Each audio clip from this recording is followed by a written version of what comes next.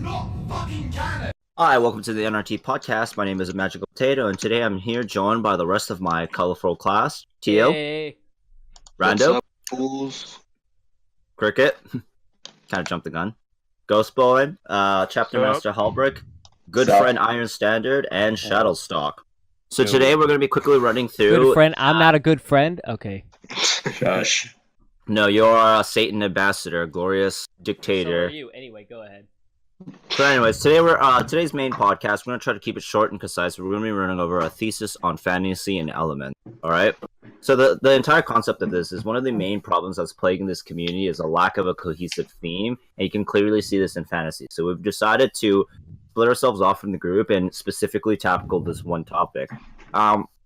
Rando, do you have some parts of elements you would like to talk about? Is that correct? Yes, that is. In fact, I would like to go through 7 today, hopefully 5 minutes or less for each one, to understand in depth how each one we hope to fix. Again, there could be other ways to do it, but these are the ones that we have found most readily available that both work mechanically and thematically. Wonderful. So let's just start with what you've got. Okay, start the timer. Number 1, basic breakdown of the fall. So we're trying to figure out how everyone, died, so to say. So the best way to do it is, of course, we know the moon splits and parts of it fall to Earth. And I'm trying to explain that's how we get dust in the world. Now, first off, we want to make sure we don't have all of humanity dies in one go. The first thing we thought of, we have all of the moon parts for the major chunks fall to the west of the world, away from where we currently have our civilization living. They fall to the west on fault lines, which we have been graciously given to us by Lord Note of Whiskey, who has tried to help make fault lines for the map that was made. It was thankfully an artistic map, but he said it was very useful for trying to draw comparisons. Triggering those fault lines would also be massive earthquakes, tsunamis, and most importantly for what we're trying to do for mass extinction levels, volcanic eruptions. Right on those fault lines. But triggering that, it also made continuous volcanic eruptions. That's why you can see on the very west of the map, lots of red splotches, just lava pouring out, almost coating a landscape all across it in red fire. We had ash mixed with dust falling across the world, going across the jet streams. Again, they can't control the current ocean currents. It's very unwieldy. But most of the world is covered in ash and snow in the form of dust. So that's how it gets coated, a very nice even spread across the world. On top of the fact that it just fell in large chunks. Again, the Empire at the time, once they got the impacts, retreated to a fallback point once they got attacked by shadow demons that they now refer to as Grim. They have no idea where they came from, why they happened. All they know is that they want to kill humans, and in mass. And certainly are their biggest threat to humanity beyond the fact of mass starvation.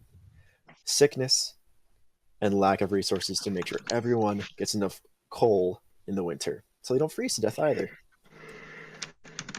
That's where you get the idea of the Atlas Empire and why they hold their ideals so soundly. Once the fall came, the idea of a hunter is at the turning point in trying to maintain order.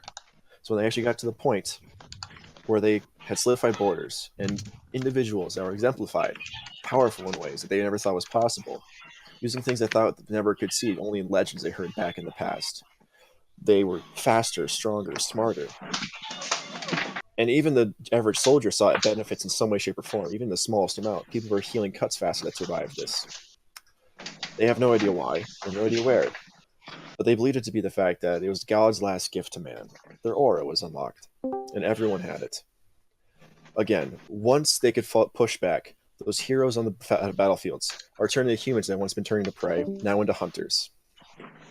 And that's where the idea of the hunter came in. They go out in mass and try to reclaim the territory they once lost. It's very hard. They also kill them to find the very rare dust that's left inside of them.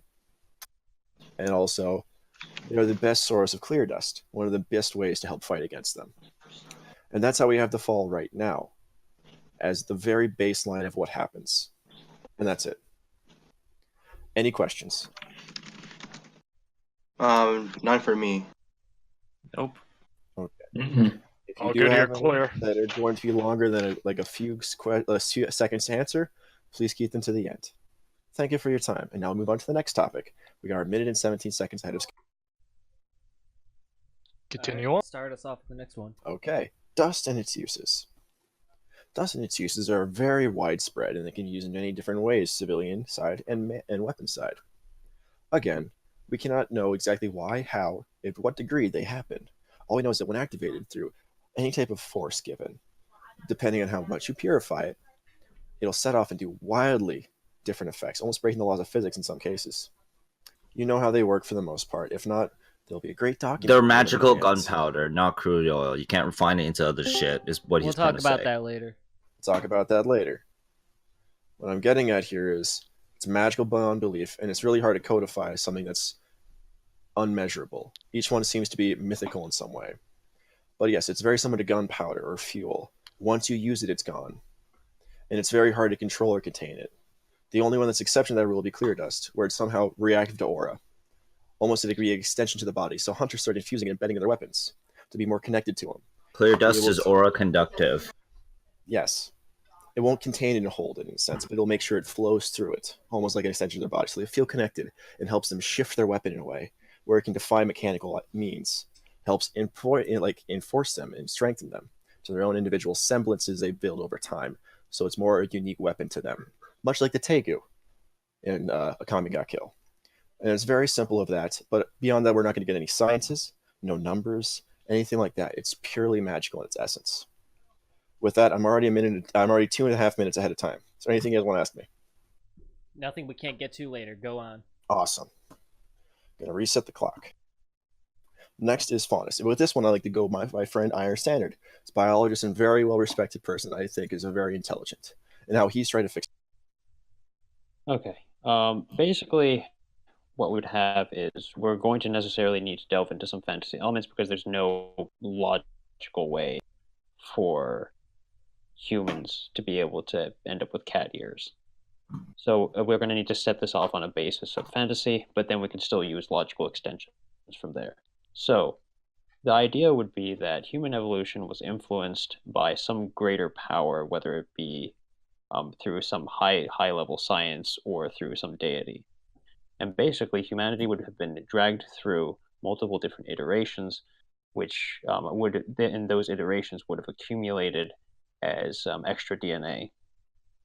And so therefore, instead of losing those traits entirely, when each successive iteration was made, it was just blocked off and made dormant. So there would also be a lot of different offshoots. Like, for example, if cat ears were a trait expressed by human ancestors, then it's quite possible that humans at some point were related to cats. So then when humans have cat ears, as faunus, it's because their dormant genes are being reactivated through the introduction of dust. So then this would coincide with the fall. And then that means that they would be expressing their ancestral traits, that being cat ears. So it's basically kind of like the orcs from Skyrim, how that happened. It's like when it's like they this guy pissed off Dedralord, or pissed off the gods, became Dedralord. His followers became like this, and now it's genetic, right? Not exactly. The best comparison would be the idea of a snow fox. The idea that during to certain individual things that happen to the snow fox, where its surroundings are, because you bring it down to the southern hemisphere, when it gets to wintertime, it will never turn white. But because the snow falls, it biologically changes its actual pelt to be white. In this case, it's permanent. For some reason we cannot quantify, some humans start to display those very basic traits from back in their genealogical tree. And we don't know why it happened. We have a theory on it. They do. We don't care. But it works in a way. Therefore, we get our nice faunus cattiest women. Or to be clear, lizard skin. The only thing we're going to draw the line on is there's no just straight up flight beyond if you get a semblance, and there's no breathing underwater. You can look like a shark, but you can't breathe underwater and breathe on the air, realistically, in this sense. That's the only thing we're outlawing is you can't breathe underwater. It's sort of like you can have feathers, but human bones are still too dense. You still birds still need special hollow bones to be able to. Again, that's only biologically. There's still a semblance, and that's where you get all the contention of all the cool, crazy things you want to do. And we're not going to put anything on the semblance besides you want to write it so it's interesting and there's a drawback to it. But that'll come back later. And with that, I believe we're done at 1:44. Unless there's any other questions. Can I? So yeah, it might be. I'm just gonna say so it might be like you have gills, but you can't breathe underwater. They're not functional. It's just it's a thing now. Shit. You wouldn't develop the gills, but you develop the nose of a shark, the teeth of one, something that's actually beneficial to your environment. Again, Iron, you go have ahead. more to say. Can I just to clarify? It is just please don't call it a recessive gene. that means something completely different. These are genes that are just being repressed. It's a repressed trait that isn't variable until somewhere in their young ages it comes out. We have no way to Basically- quantify it or qualify it. It just happens. Basically, it's always there, and it can't be bred out because until then, nobody cared because nobody noticed. And also, this would also lead into if the other animals experience similar things. Experience a similar evolutionary process, then we can have something like a cat moth. So you guys can have that. It basically says science says you can have your crazy things work, Right. essentially. And again, if there's any other questions, we're now 30 seconds ahead of schedule. Yeah, Everything good? there's basically a flimsy justification for it. TLDR, right? It's fine. It works. Move Yes. All right. Okay. Save it for the end. Okay. Now we're moving on to the next one, which is Graif. Again, Honor Standard made this very useful for us. Okay, right. So basically, we have 1,600 years to play with, and we have to get an entirely new species by then. That's a very short time scale evolutionarily. Humanity has seen species go extinct within that timeline. It's been very difficult for us to find a new species forming in that timeline. So what we can do is, especially for a complicated organism like a human, what we can do is we can have symbiosis. What I mean is, since we want Graves to be able to consume dust and have dust incorporated into their bodies, what we do is we use bacteria that are capable of consuming dust and turning it into energy, and then we have those dust bond to humans. So, if you guys are familiar with jellyfish have, if they're devoid of any other type of organism, basically they will have stingers all over them. However, most jellyfish actually, or a good number of jellyfish actually have algae growing over top of them, so they lose their stingers on top. The algae are providing energy through photosynthesis to the jellyfish, and in exchange, the jellyfish is providing protection. The Graif are similar. It's just that the bacteria is providing energy through the consumption of dust and turning that into ATP, while the Graif is mobile and is capable of collecting more. So the TLDR is that humans, it's impossible for something that lives 100 years to breed fast enough to create enough generations to have an evolution within 1800 years. Not possible. Fucking difficult even for dogs. So we're saying that But definitely you can do that with I have microbes. I have a question though. It Shoot. depends on the life cycle and how fast they breed and split. The changing of generations, that's how fast determines how fast something can hybridize. Bird can do it very fast because they breed about every few months. Rats even more so. Bacteria, they split on the they split like every few seconds. That's why they And can we change have so Cricket, rapidly. really quick question. I understood from that the Graif aren't going to be You may actually have to consuming break this. dust. Would this affect your theory on how it would work, or Well, This goes back okay. Okay, The this core goes back concept to of the it is idea simply of the fall. fact that humans cannot evolve fast enough. So we're using bacteria to substitute that. That's basically the logical. I get that. I just I understand the core concept. We might not Again, have time for this. We are this gonna have to wait ties till the back end. into. I can answer this quickly. This ties back into the idea that we're making most of the moon fall to the west. Therefore, dust in the atmosphere and water in the ground is much more concentrated to the west versus the east coast. So that way, they have a much higher concentration there, and that we plan to make them an It's- ostracized gypsy group. So they're already closed circuit for Okay. genealogy. And B, they have more dust there, so they must learn to use it in some way without becoming exploding peasants, which normal humans do already. Okay, so with two things now. Keep it quick. And make it quick. All right, fine. The dust is supposed to be the magical kind of rock, Yes. basically. Yes. They all do energy though. They all make some type of energy. Thermal, Yes. kinetic. So, but That's what we're saying. if that's the case, then would the bacteria absorb dust as the power source? Okay, Yes, ATP in your body is sugar that transforms and burned into energy that your muscles can use. Oh, okay, I got that. So All it's right, literally I heard- making okay, energy I from got it, dust. I got it. That's usable Okay. by the human. So Alright, this okay, is that's what we one can move on. final note, really quick. So Oh, that sorry. we are saying that if the Graif do become officially a thing, that they will not have existed before the collapse. Correct? No. Yes. Yeah. They would not have existed before. They came out after because of the Yeah. introduction of lots of dust in the air. Okay. Right. Arguments Because of after being the so fact. far We need to move west. on to the next point. Good. We're Okay. still ahead of schedule, by the way, so it's not like we took too much time there. You still have a lot of questions. Yeah. Aura and the semblance. We're trying to make so every human has aura from innately, because if they didn't have it, they're probably going to die in this world. Innately. And again, even if they are only some of them, you're going to quickly breed into everyone, or else they would just die.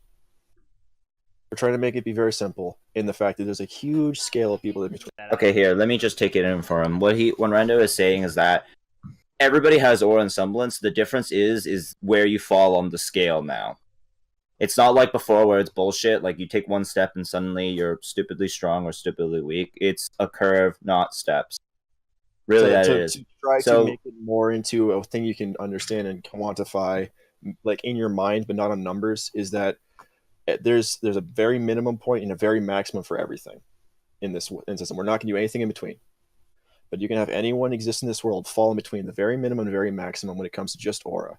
Semblance, again, is all about the personality. It's all driven by who you are and how powerful you can use and how well you control is based on you working on it after days and days and years and years. So can I say a better way to explain it real quick about what we were talking about last night about the hunter tiers? So that if one hunter is more powerful than the other at the same tier, it's like tier 1, if you're more powerful than tier 1. I really want to scrap the idea of it quantifying as a tier. I want to make it so that it's just someone going out and getting qualified. Let me just say what we were talking about last night, just for a quick example. We were saying that it's like in this concept, it would be you could be more powerful than another hunter at the same tier, but like a tier 1 hunter is just like this base level compared to this maximum level, and you fall somewhere in between there. Then the next tier is above the maximum of that last tier, but it's below the maximum of the next tier, and that's how we were describing it. But you wanna ditch that idea? So I want to ditch the idea that you have to be this quantifiably. The idea of being tier 1 is you go on a hunter exam. You go and become a hunter, and that's the only way to quantify whether you are tier 1 or not. And it's just to scrap the idea of tier. You are a hunter. And by going through the class and training, you don't have to be a hunter to be that powerful. Okay, Rando. Again, we're just gonna move on past this. There are intrinsic problems with this. Again, it is. But everybody listening gets the basic. We're just gonna move. Concept. Do we have any questions? Again, semblance is whatever you want it to be. Any weird, really quick questions? Yes. Nope. No. All right, next one. Go ahead. Okay. The idea of Grim and Grimmification. Grim. We're not going to explain it. Pretty simple. They're all different. They're shadow demons. Don't know where they come from. They like the dark. Wait a second. Negative aura? That's when we're going to Grimmification. The only thing we can know is that for some reason, when humans go into a place that's heavily filled with Grim, and there's no other humans around them, like there's no civilization or anything like that, it's like they feel like they're sick, and they're slowly getting sicker, as if they're getting a cold, but they don't explain it because they're not actually contracting a disease. They feel like their chest is hurting, their body's ripping themselves apart eventually.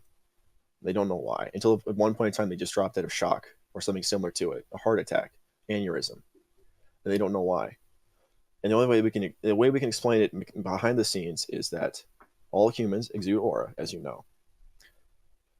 And the fact is, you can't contain it. It just gets pushed out of you constantly. And you eventually learn how to control it, how to use it, and do it different ways. And some a lot better than others for certain things. That's where you get your specializations, what you know how to do better than someone else. But it's considered, just for terminology's sake, it's a positive thing. It's a positive versus the Grimm set out Grimmification. It's the idea that they exude something that kills humans, and they hate humans. They use it just to try to do their best to make sure humans don't invade their territory, because they want all of them dead, because aura innately hurts them. Just like how Grimmification innately hurts humans. My bad there. I'm getting tongue-tied. The idea we have is that enough human beings can push them away from where they are currently. Again, they both have resiliency, where it takes time to wear down what they currently have. The stronger you are as a hunter, the longer you can last inside of where Grimm are living. You can live longer and push away that negative aura faster and sustain yourself longer based on how stronger and how much more control you have of it. Same with Grimm. The higher tier Grimm, they have more of it. They can exude faster. They can have more control over what they're doing. And when they go into human territory, they can last longer there and kill more people and fight longer. But the issue is, Grimm can't invade humans as a dude in waves, because you can't have one small guy go in there. He's there for a few weeks and he just withers away because there's nothing for him to feed on for darkness, energy, just not having to worry about humans killing him. Much like humans can't go into Grimm territory. So they have to go through where they have all these people trying to kill you and just the energy just sucking your life out of you. So it's not really the land itself, but the actual entities inside of it. Humans exude something that kills Grimm, just very slowly. But the more powerfully, the more they can ignore it. Same with humans. They do the same thing in their territory. They exude powerful energy, slowly killing them off. But those that are strong can They can wear it, like can wither it for a while. Weather, not wither. Can weather it for a while until they will eventually wither up and die.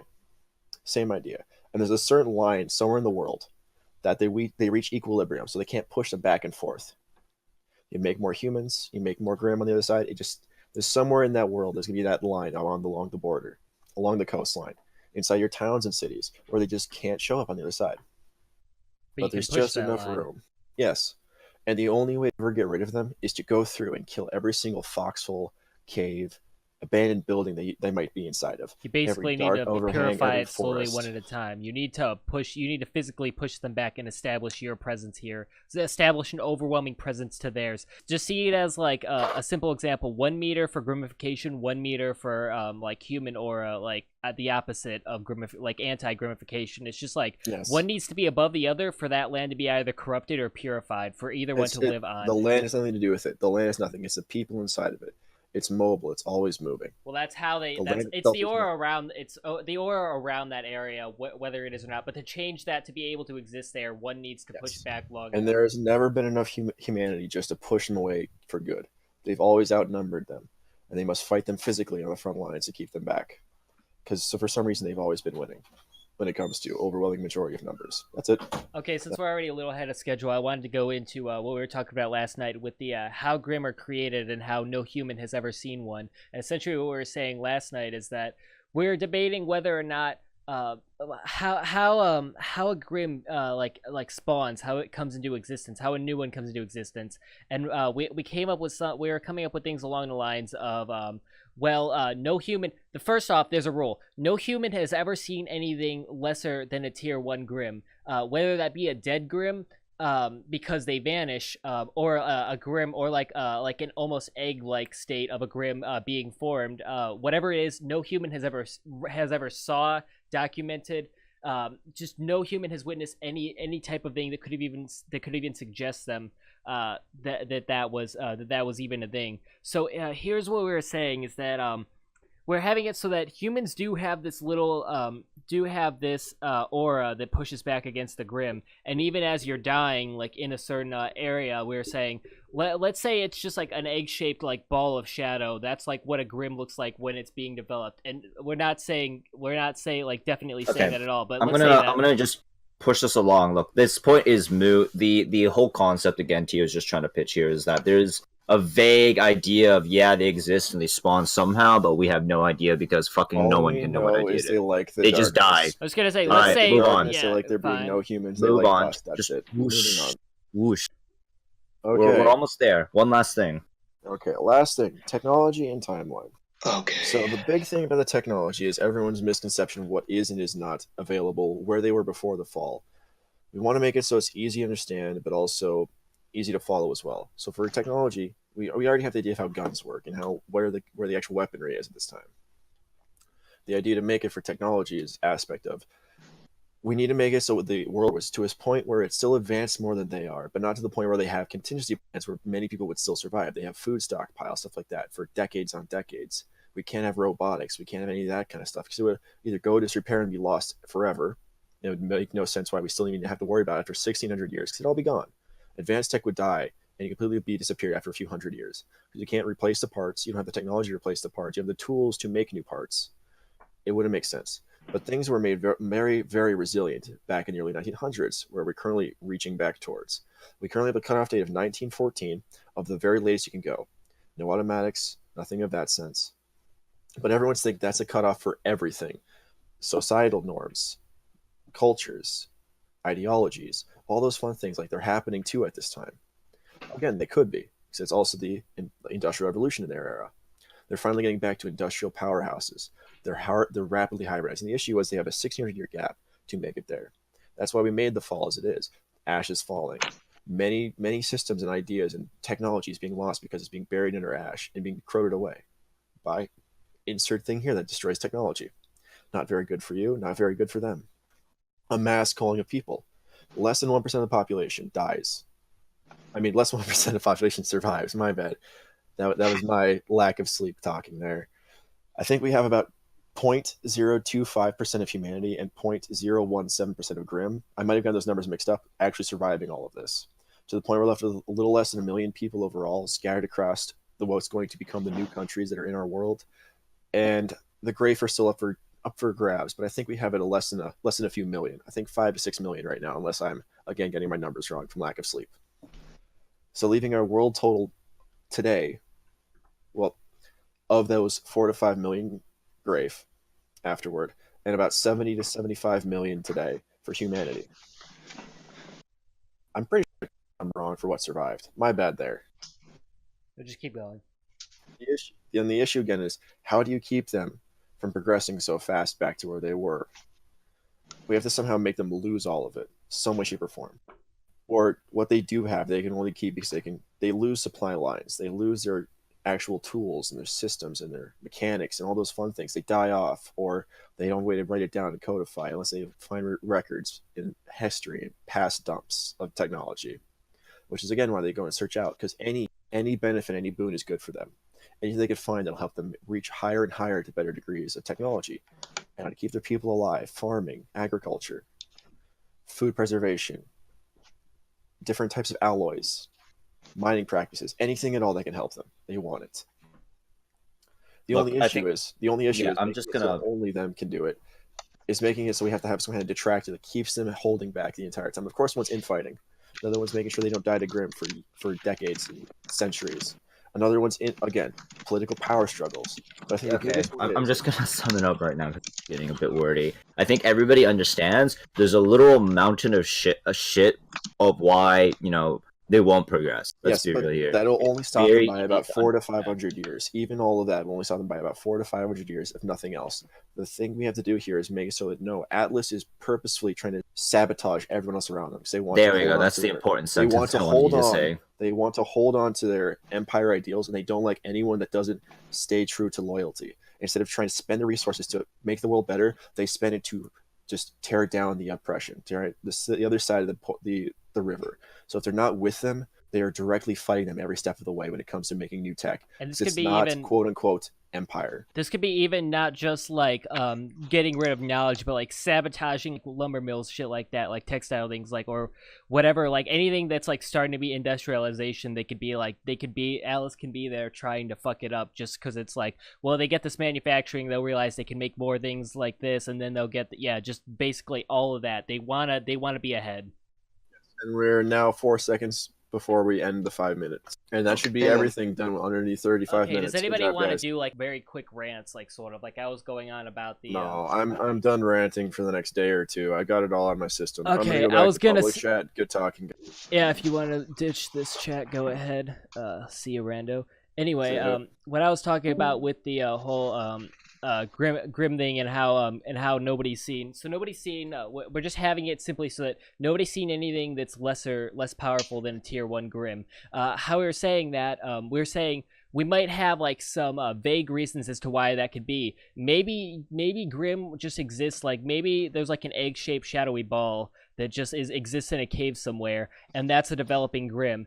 And for it to be that way, it needs to nourish, just like an egg. It needs to nourish off of like it needs to nourish off of something to start to grow. And for that is that's like the darkness and hatred and corruption around it. So it's like these cannot spawn in human territory because the human aura that's pushing it back against Grim, it'll affect that. And we were saying maybe that's why nobody's seen anything below a tier 1 Grim, because if you get close to it, if you're a hunter and you go deep into Grim territory and you have that little aura and you get close enough to one of these to be able to view it, then it just gets destroyed by you being there. It can't exist anymore. Or they can only develop in absolute pure darkness, like pitch black darkness, which might be a reason it gets destroyed anytime there's enough light for a human to be able to observe this, to be able to even like basically they can't exist if they're not in pure darkness, so you wouldn't have seen them.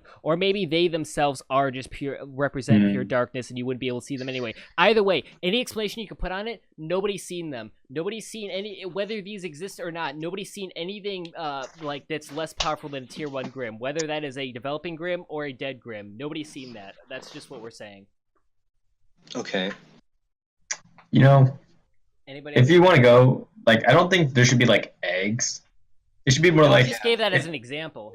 Like in pure areas where like there's tier concentrated like dark aura, like just tier pure one. concentrated. That's what I'm saying. Just like imagine Dark like a oil. ball of like darkness. Not. It's more like think about like a spawning pool where there's just like a little Yeah, kind portal. of. But if I'm you get thinking anywhere good near, idea. Yeah, it will Tio, just like good disappear. Require idea. more Good idea that overlords. we can do. Wherever there's pitch black darkness, they spawn like below tier 1, and it feeds off of the dark that same darkness. Yeah, that's what I was saying. Is that it's like just these are below a tier 1 Grim, but they'll immediately be destroyed Yeah. once you introduce that human aura, or once you introduce any light or whatever it be.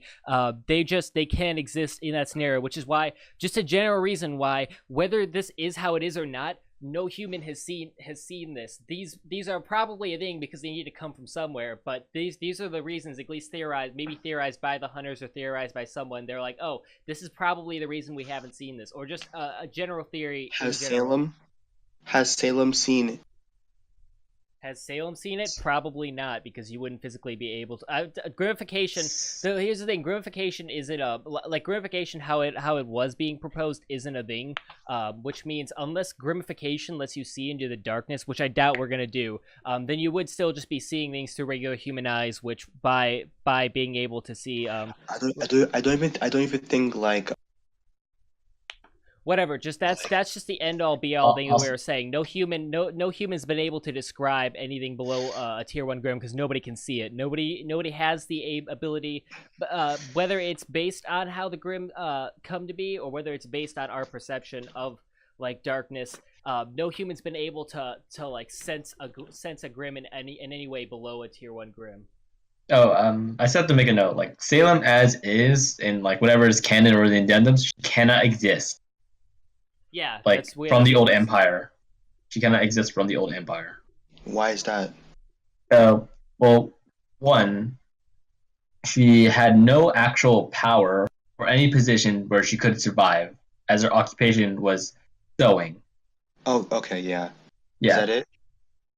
And two, like the idea of saying like she, due to the fall of dust and Grimmification, she transforms. No, because Grimmification has just been changed. Here's the thing: even if she was like blessed, if she had some sort of aura thing or sort of semblance or whatever, that she was blessed with long life, how would she have survived the collapse? If you're gonna have this be a thing, it's like, well, how did she survive the collapse? Could she have been corrupted for that, for thousands of years? Even if she could have survived for thousands of years, could she have been corrupted for that long, and under Grimmification and not have died? Because Grimmification isn't gonna be a thing where you become one with Grim and you live among them. That's not what it is. So it's like, how would she have survived the effects of Grimmification for that long? Probably not, and that's probably why we're not gonna have her in there. At least not how it is.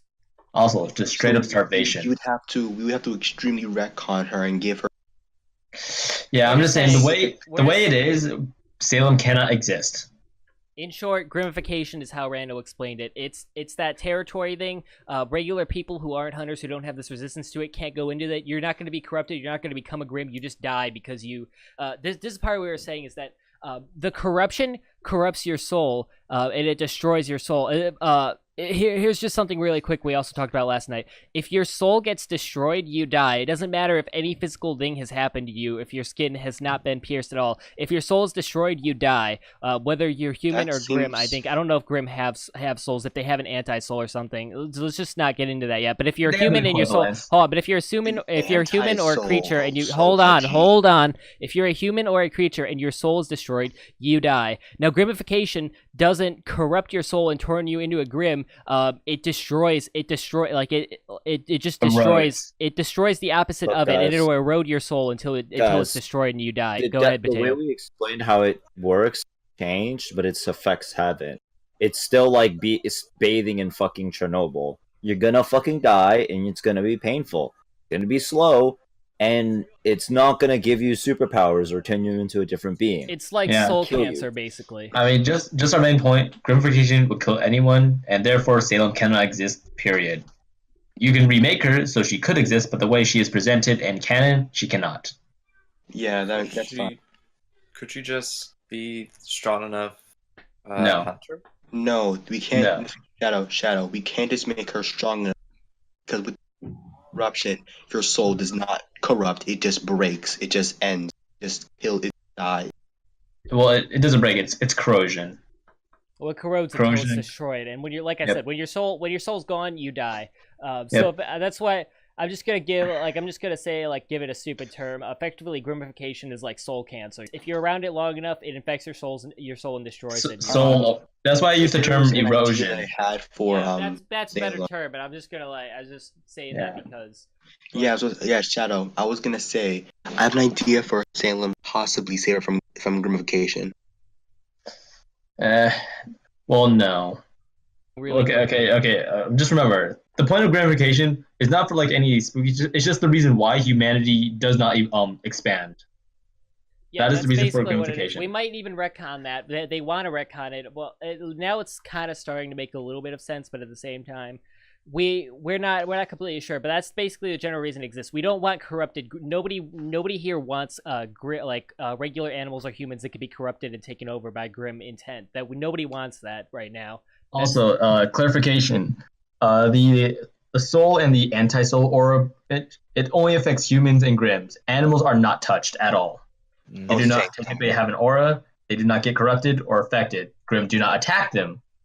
So therefore, there is actually wildlife in the Like the environment. Titans. It's like the Alright. Titans in AOT. I kind I of have get why no that. idea I what that kind of is. get why that needs to be a thing. So we could say, I guess animals don't have a soul. Or Yeah, they don't have a soul. Okay. Anyway, that's probably going to be the end unless anybody has anything else to talk about really quickly about the points we went over. We could possibly do the rest in the next video, I guess. Nah, it's cool. Alright, I'm gonna go ahead This and video end- is supposed to be just a really brief run Yeah, through.